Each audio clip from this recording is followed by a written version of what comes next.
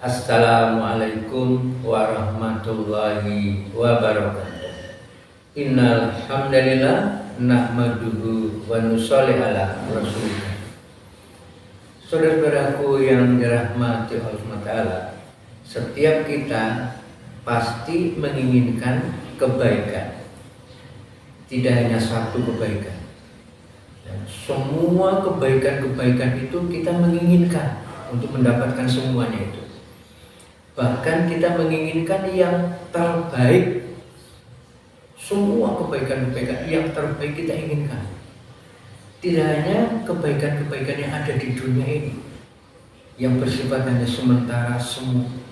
Kita menginginkan kebaikan yang terbaik, yang di akhirat, yang kekal abadi selama-lamanya dan tidak bisa dibandingkan dengan seluruh kebaikan di dunia ini. Itu pasti kita menginginkannya. Itu dari fitrahnya manusia. Pertanyaannya, mungkinkah kita bisa mendapatkan seluruh kebaikan-kebaikan tersebut yang terbaik di dunia ini semuanya? Mungkinkah kita nanti bisa mendapatkan juga seluruh kebaikan-kebaikan yang ada di akhirat kalau kekal abadi yang paling baik? Mungkinkah? Sangat mungkin sekali. Ulama mengatakan kita kalau mendapatkan ridho dari Allah SWT, maka Allah akan berikan seluruh kebaikan-kebaikan yang terbaik di dunia yang akan diberikan kepada hambanya itu. Dan Allah akan berikan apa-apa yang terbaik nanti di alam akhirat kepada hambanya yang diridhoi oleh Allah SWT. Sebaliknya, ketika seorang hamba, walaupun dia mendapatkan semuanya, harta, pangkat, jabatan, kedudukan, kekuasaan, semua dia ada, tetapi dia tidak mendapatkan ridho dari Allah SWT, maka hakikatnya dia telah kehilangan segala-galanya. Bahkan nanti akan menjadi beban azab di alam akhirat. Oleh karena itu, agar kita mendapatkan segala-gala kebaikan yang terbaik di dunia ini dan di akhirat kelak, maka kita hanya mengharap ridho Allah saja. Dalam setiap amal perbuatan kita, ucapkan dengan lisan kita bahwa kita hanya mengharap ridho Allah, dan dalam hati kita juga niatkan hanya mengharap ridho Allah Subhanahu wa Ta'ala. Dan kita ridho juga, ridho, kalau kita ingin ridho Allah SWT, terlebih dahulu kita ridho terhadap segala apa yang telah ditetapkan Allah SWT kepada diri kita. Baru nanti Allah SWT akan ridho kepada diri kita. Contohnya apa? Allah SWT menciptakan kita dalam kehidupan ini ya, dengan segala macam perbedaan-perbedaan ya. Itu salah satu rahmat dari Allah SWT. Seandainya Allah SWT menciptakan kita itu tidak ada perbedaan, sama semuanya ya. Wajahnya sama semuanya, bingung kita ya, untuk membedakan fulan mana karena wajahnya sama semua. Tetapi diciptakan kita berbeda-beda wajahnya. Saudara kembar sekalipun itu tetap berbeda. Itulah kekuasaan Allah SWT. Nah, ketika kemudian kita ridho terhadap ya ketetapan Allah SWT, perbedaan-perbedaan ini, maka insya Allah ya, kita pun nanti akan mendapatkan ridho dari Allah Subhanahu wa Ta'ala. Jadi jangan kita kemudian alergi terhadap perbedaan ini ya, dijadikan bahan untuk kemudian kita berbeda, bertentangan, bermusuhan. Wah, ini enggak betul ya. Dalam tubuh kita sendiri pun kita berbeda.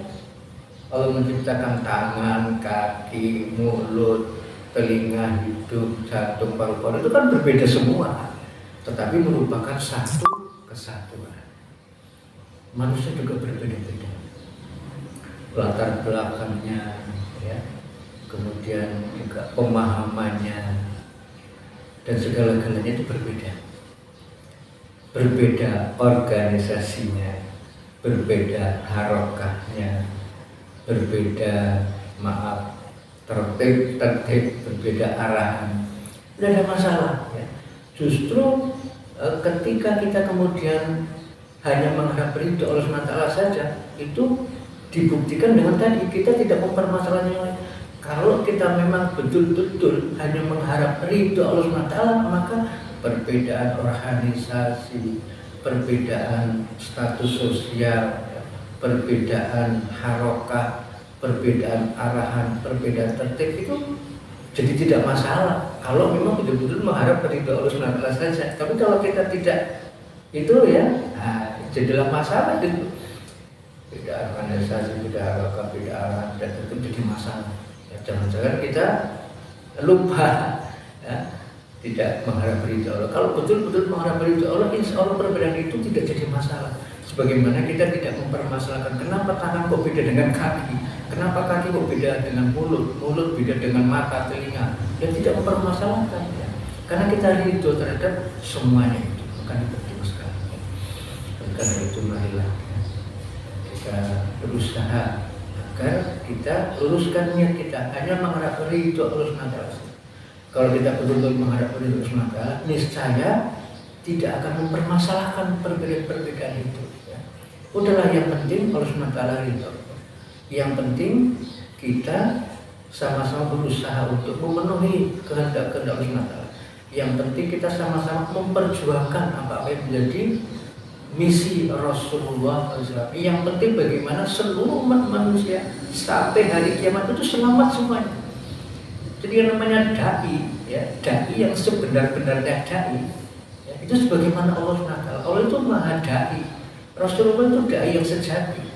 Maka Allah SWT punya misi seluruh umat manusia tanpa kecuali akan selamat, akan diselamatkan. Kanjeng Nabi juga begitu, berpikir risau bagaimana seluruh umat manusia sampai bayi yang terakhir lahir nanti di hari kiamat itu selamat.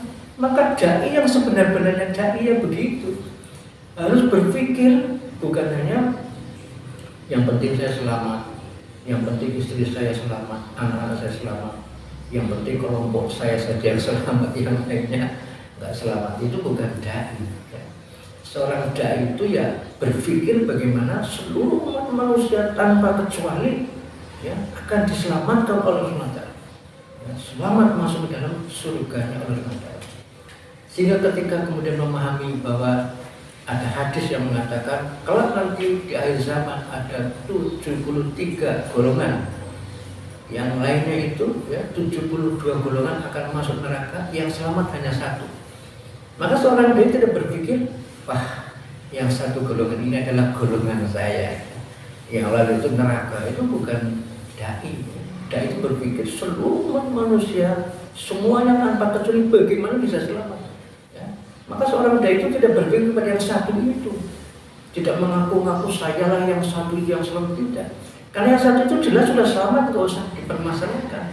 Yang dipermasalahkan bagaimana 72 golongan ini yang akan masuk neraka, bagaimana kita akan berusaha. Ini kalau dibiarkan saja, ya, tidak kemudian dipikirkan, tidak diusahakan, ini bisa celaka nanti, bisa masuk neraka. Maka bagaimana dipikirkan 72 golongan yang diancam neraka ini, bagaimana terus kita pikirkan, kita usahakan agar mau kembali sehingga semuanya selamat. Itu pikir seorang dai. Ya, karena itu marilah, janganlah kita mempermasalahkan hal-hal yang sebenarnya bukan masalah. Itu merupakan rahmat Allah SWT. Itu perbedaan-perbedaan, tidak ada masalah. Ya. Beda organisasi, beda harokah, beda pemahaman, beda metode, ya, beda arahan, ya, beda tertib. Jangan sampai kemudian menjadikan kita bermusuhan, berpecah belah.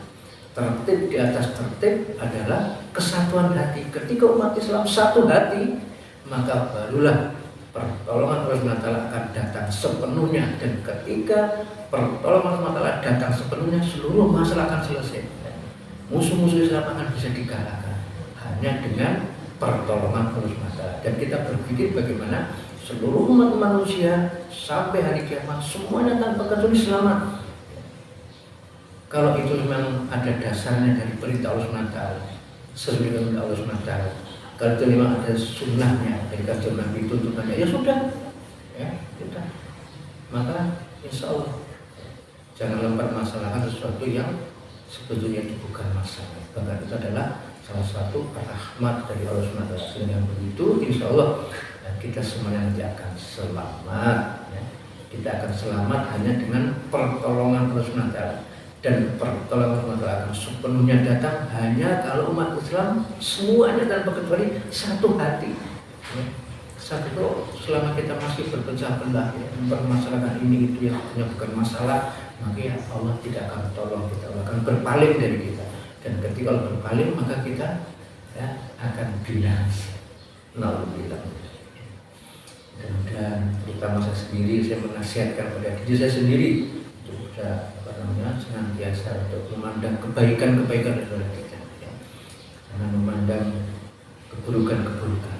Maka insya Allah itu Allah akan satukan hati kita, dan Allah akan tolong kita semuanya, dan insya Allah kita akan dimenangkan dan dimasukkan ke dalam surga. Selamat semuanya, bahagia, sukses di dunia dan di akhirat.